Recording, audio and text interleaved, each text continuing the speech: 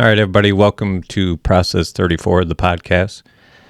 Thank you so much for all your support so far. All right, getting right into it today.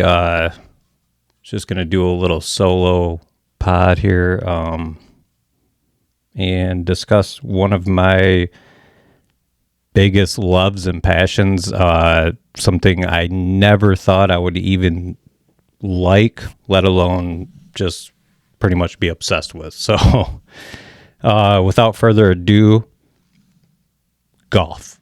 Let's talk about golf. Golf means it means so much to me. It's I know it kind of sounds cheesy, but just golf is so much more than just a game to me.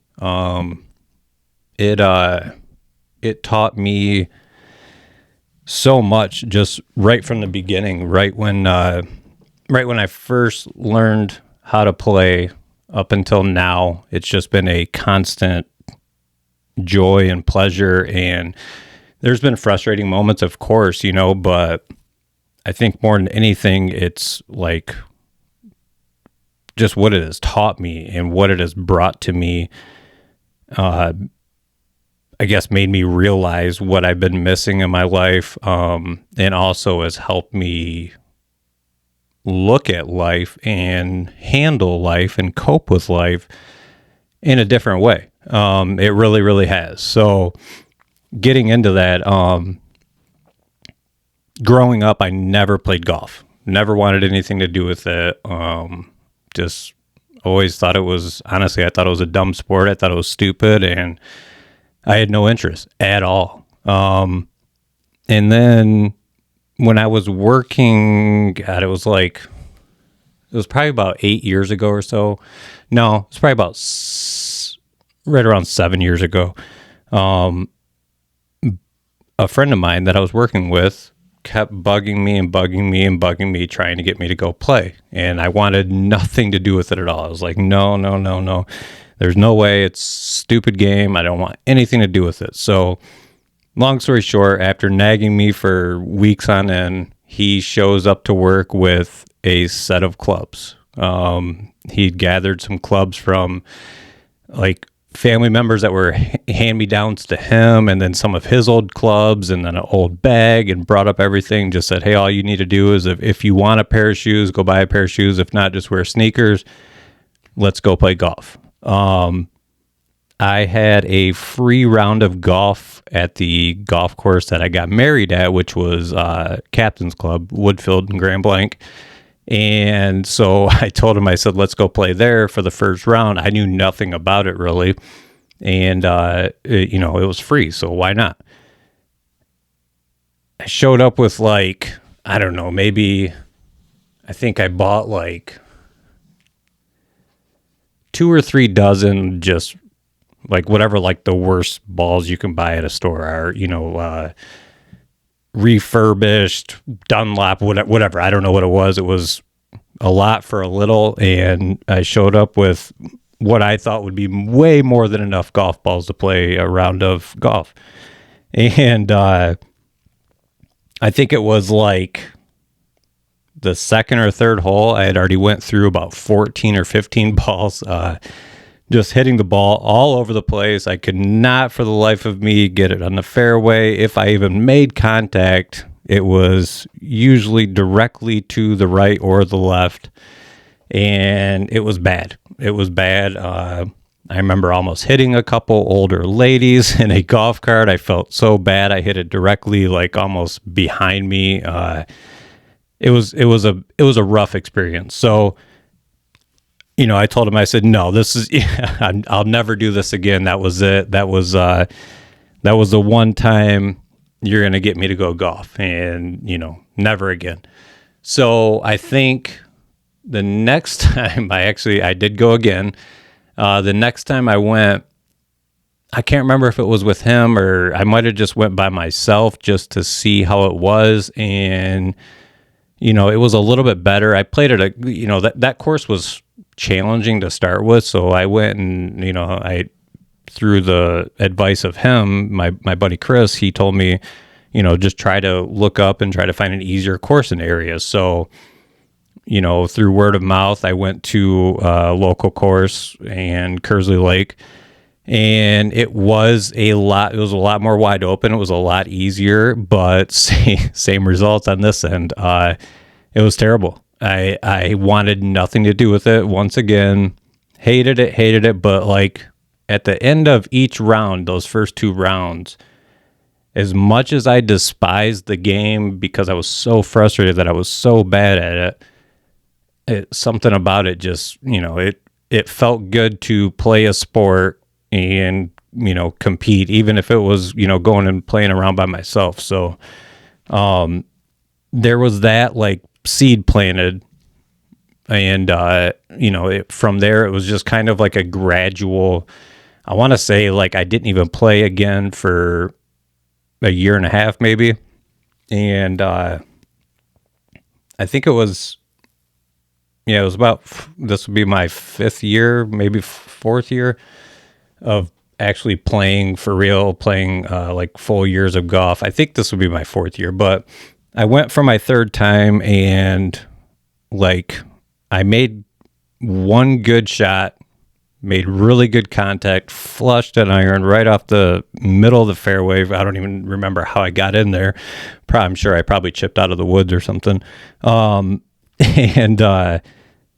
right on the green. And it was like exactly what I had envisioned in my mind. So that feeling of thought, shot, result is what I wanted. I was just like, holy cow, this is what it's supposed to feel like. This is what they all talk about, that feeling that you get when you flush an iron off the fairway, hits the green, it does what you want, and you're putting for, I was probably putting for like double or triple bogey, but I hit a ball and it did what I wanted it to do.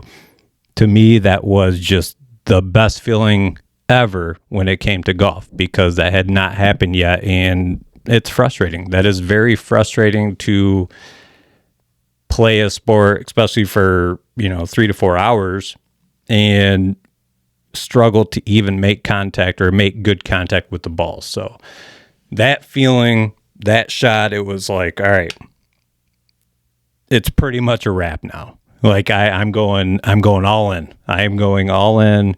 I want everything to do with this sport now, this game. I love it. That feeling was amazing. Let's do it again. I got to figure out now how to get my mechanics right to make sure I do that and hit that shot all the time, or at least as much as possible. So that started the love and the passion for golf. And that was right around 6 years ago, probably. And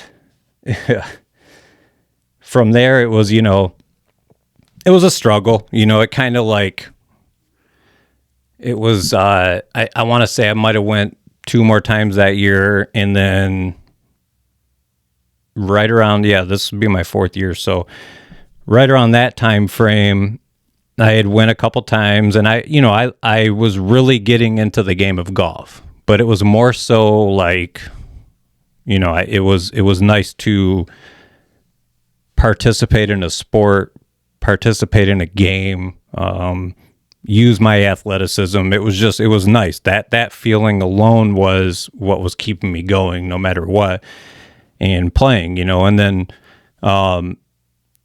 it was right around the time when my son Benny passed away, and it was something that I kept continuing to do even through that. So, it got me out there. It kind of got me out of my head. Well, after he had passed away, I remember playing around, and I was playing alone in the early morning, because when I first started playing golf, I only had a friend. Well, Chris, he lived an hour away. I only had one friend that played golf, and if he couldn't go, I just went alone.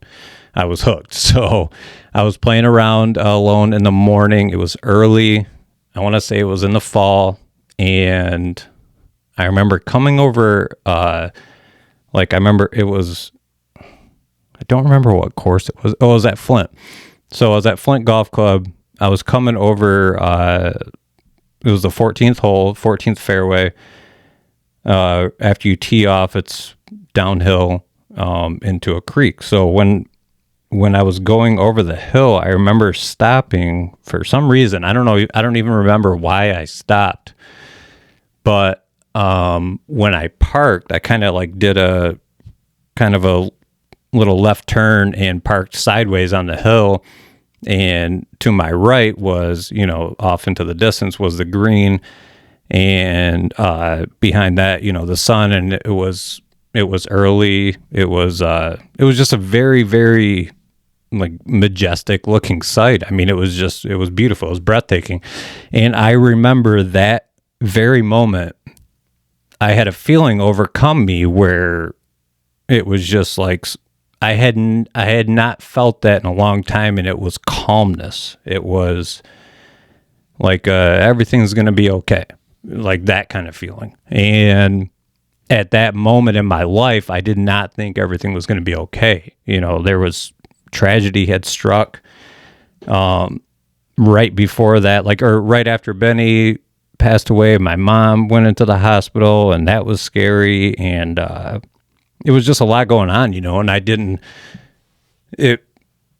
all of those negative emotions and feelings, it's hard to think that you're ever going to bounce back from that. It really is. So when I had that feeling, it was just, I don't know how to describe it except for it was just, everything just felt right, like at that moment. And it was, like a spiritual awakening for lack of better terms. It was, it made me think to myself that no matter what has happened to me in my life, everything is okay right now.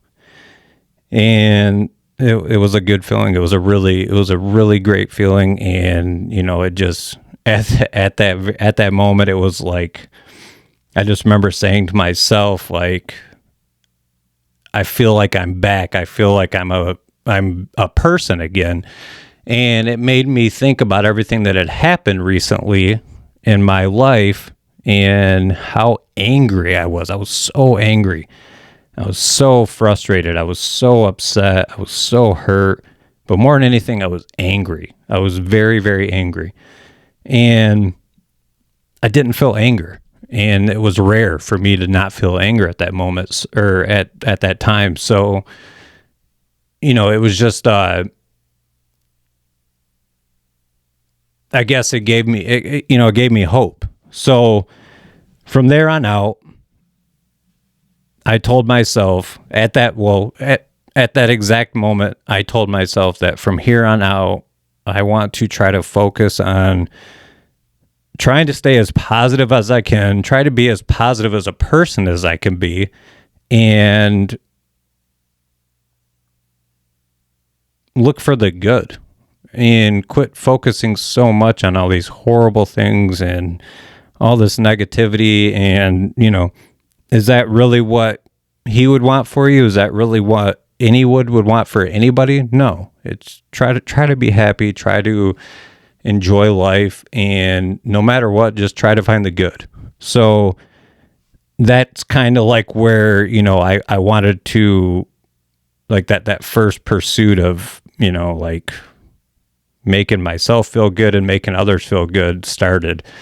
And it's just kind of like I made a pact to myself, like this is what I'm going to do. No matter what, I'm going to carry this out. No matter what, I am always going to try my hardest, and I am always going to give my best. And if I fail, I'll get right back up and do it again.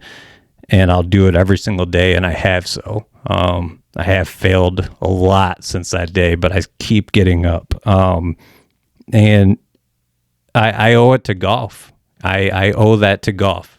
That moment, sure, I could have been other places and it could have happened, but to me, it happened with golf. And then just the whole idea of being out there, I'm pretty sure I was the only one on the course because, when it comes to golf, if it's not snowing, there's not snow on the ground, there's not a frost delay, I'm going to try to get out there.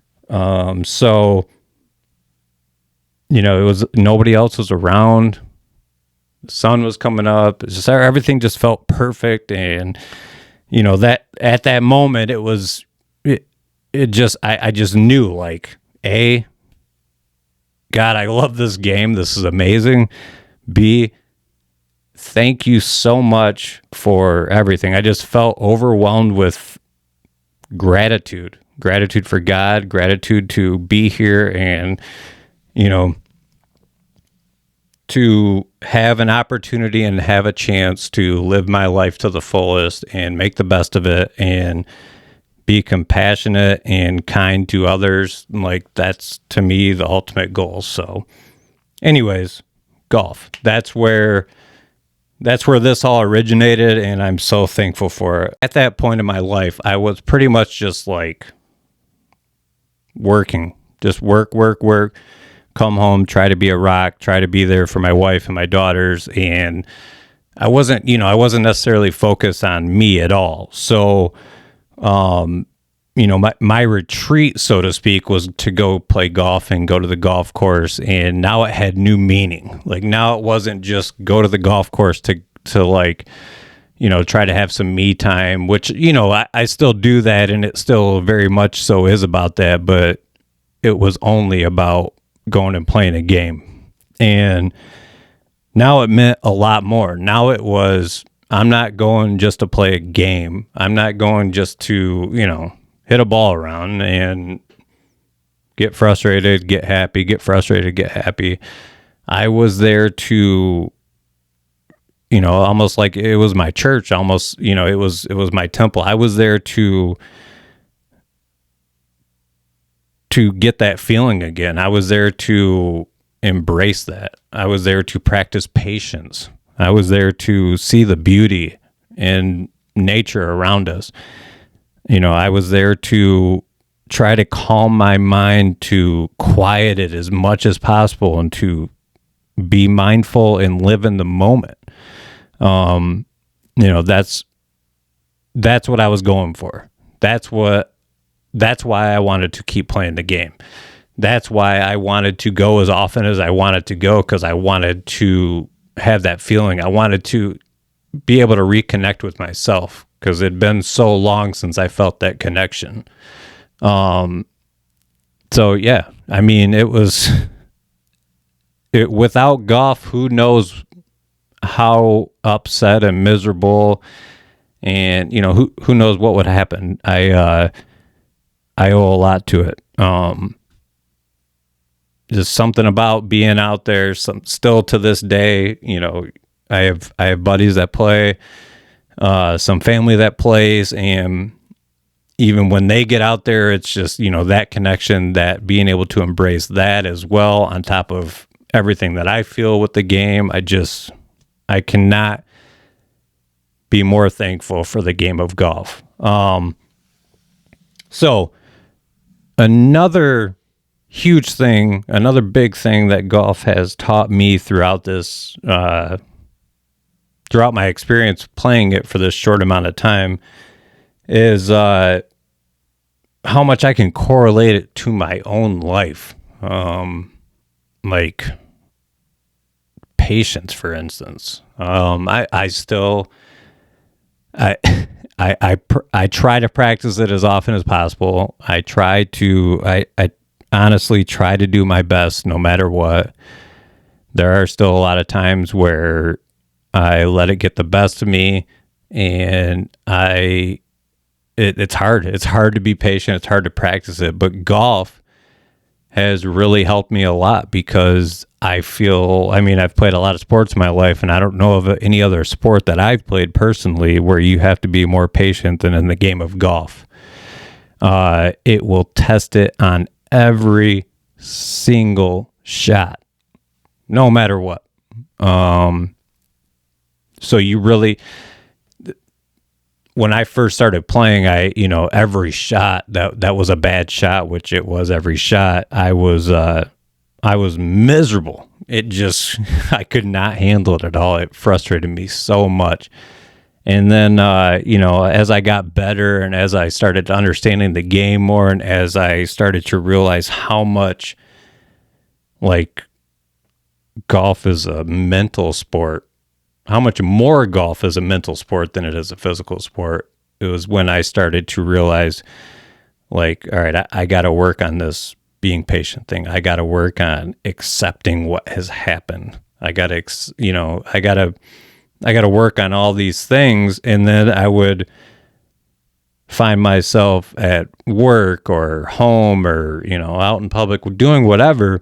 And it was the same exact situations, scenarios. I mean, obviously not the same situations. It wasn't golf, but it was the same type of things that would test me. It's something would happen. And it was like, man, I really need to practice my patience better. I really need to slow down and just take a second, take a couple breaths. I really need to think this out thoroughly before acting upon it. Just all that. And big one was I need to be more mindful. I need to be more present minded and in the, be in the present. So it, which is so hard for me still to this day, to be able to not worry about anything, not worry about the future, to not dwell to dwell on the past. It's challenging. So golf has taught me a lot, and golf continues to teach me a lot. And it's something that I try to work on it all the time. And I, like, not only am I working on, my swing or my physical mechanics, I'm working on that mental aspect of it, which in turn is making me want to work on the mental aspect of my everyday life. And so, like that, I just absolutely love how while I'm golfing, I can work on these things, and then I can leave the golf course and apply those exact same things to my life. That's a great thing. So, I owe golf a lot. Like I said, I keep saying it over and over because I do. I owe golf so much. I'm so thankful for it. It helped me. It helped me grieve. It helped me become more patient. Like I said, I'm not a saint. I'm not the most patient person in the world, but I am better than I used to be. And it helped me, like I said before, it's helped my mind so much, just being able to understand that I got to slow down sometimes. I got to just slow down my thinking. I got to just, pump the brakes a little bit. Everything's going to be okay. You don't have to do everything all at once. You don't have to make 15 decisions at once. Everything's going to be okay. And figure out, it kind of helps me to, like, I guess, observe and analyze what is happening and why I feel so anxious, and handle it and cope with it better. I don't have to, like before, when I would get anxious, I would just work myself up into, it would build up into anger.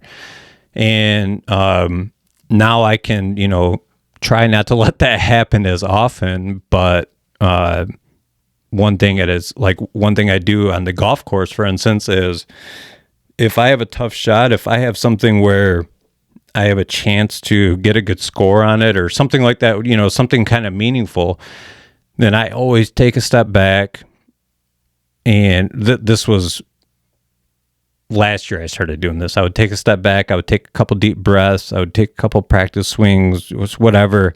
And then I would close my eyes and I would try to envision the result that I wanted. And then I would apply that to my shot. And it would always work, or it would come close to working. The success rate was pretty high. So I started doing that with just critical thinking in general. If I had a big decision to make, if I had, something that was meaningful, a meaningful decision to make, I wouldn't act on impulse. I would sit with it for a little bit. I would breathe about it. I would close my eyes and I would envision what would happen if this, if this carried out the way that I think it might carry out. what are the chances of this happening? What are the chances of that happening? And just kind of see the whole thing out and, be able to make a better decision based on critical thinking and, just not flat emotion, which I had always done in the past. So, yeah, it's helped every aspect of me so much. If it wasn't for golf, I wouldn't be doing this. I wouldn't be sitting in front of a camera and microphones and talking to you guys. I can promise you that. I can guarantee you that. And the reason I'm saying that if it wasn't for golf is because you're kind of on a stage when you play golf and there's others around, which was another reason why I was always kind of fearful to play it, just because it was, it wasn't baseball, basketball, or football where you're playing with a team and there's others to kind of take the spotlight off you and the pressure off you. It's not all you all the time. And, whenever I'd step up to the tee box or step up to a shot or step up to a putt, I would get so nervous and so desperately did not want to fail. It would, it was bad. It was really bad. And that's just how anxious I was. I was a very, very anxious person. I still am, but nowhere near as bad as I used to be. So, if it wasn't for golf, I would not be doing this. I promise. You can guarantee it. If you would have told me, hey, sit in front of a microphone and a camera and talk to people, no way. I don't even care if you'd pay me. There's no way I'm going to do it. So, it gave me that courage. Golf gave me a lot of courage, and just another great thing to add to the list of all the beautiful and wonderful things that the game of golf has given to me. It has fed my mind, like I said, and like I've described. It has fed my body. Golf has made me want to get in better shape. Golf has made me want to, embrace stretching and doing yoga and getting more flexible and, just maintaining a healthy diet. And, just on top of that, it's through wanting to do those things, I was able to get some of those things done while golfing too. For instance, I started walking a lot. And then I started carrying my bag while I walked. So, I was getting a good exercise while out there, and I was eating healthy snacks while doing it. So, I'm feeding my mind, I'm feeding my body, and then to top it all off, it has done so much to my spirit. Like I said, it kind of recharged it. It kind of, it brought it back to life. It reminded me what it feels like to have that feeling again, to have I got a soul. My heart isn't broken so badly that I feel like I don't even have a soul anymore. That's because of how I was so angry and I was so hurt and I was upset with God. I really was. I struggled with that a lot, and I'm not afraid to admit it. I thought, if there was a God, then why in the hell would God do that to me? It wasn't fair. But and then like after that moment that I had on the golf course, it was like God saying, hey, everything's gonna be okay. I'm still with you. And I understood for whatever reason that it was okay that he was gone, and it was because he needed him. So it gave me like that feeling of hope again. It gave me, to be able to have hope for anything at all is such a powerful feeling and such an important feeling. And I didn't have it for a while. So yeah, like golf lifted and built my spirit back to what it is now. And I'm so thankful for it because, you know, I feel like I have a beautiful spirit. I feel like others embrace my spirit, and to feel like you don't have one sometimes is just, it's such a hopeless and helpless feeling, and it's hard. So, like I said, this is all because of golf. And yeah, it could have happened some other way, but for me, these things happen with golf and because of golf, and I'm embracing life and trying to be a better person and trying to get better. And I'm doing it all through, not through, but because of golf. It may sound silly to some people, but I know myself. I'll sit with something until, you know, I can't take it anymore.